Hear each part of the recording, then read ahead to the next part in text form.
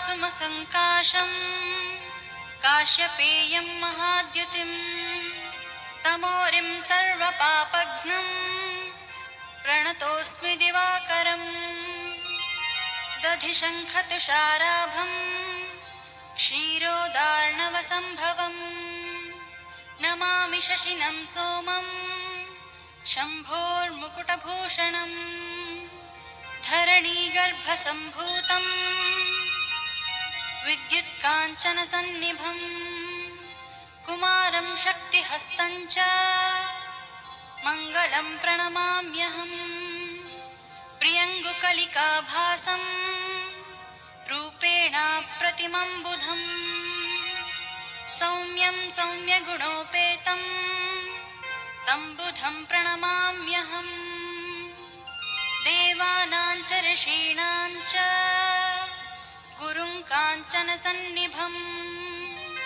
बुद्धिभूतं त्रिलोकेशं तन्नमामि बृहस्पतिम् हिमकुन्दमृडालाभं दैत्यानां परमं गुरुं सर्वशास्त्रप्रवक्तारं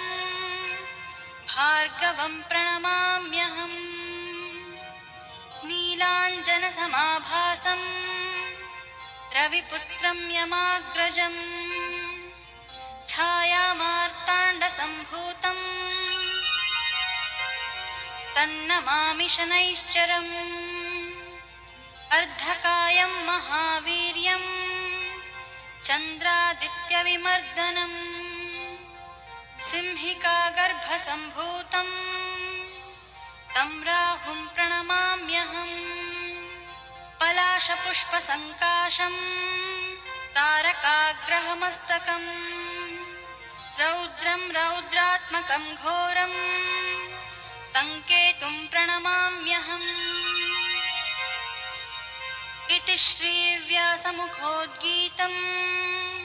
यः पठेत् सुसमाहितः दिवा वा यदि वा रात्रौ विघ्नशान्तिर्भविष्यति नरनारीनृपाणां च भवेत् दुःखप्रणाशनम् ऐश्वर्यमतुलं तेषाम् आरोग्यं पुष्टिवर्धनम् ग्रहनक्षत्रजाः पीडा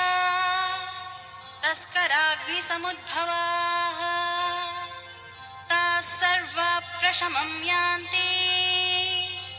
व्यासो ब्रूतेन संशयः।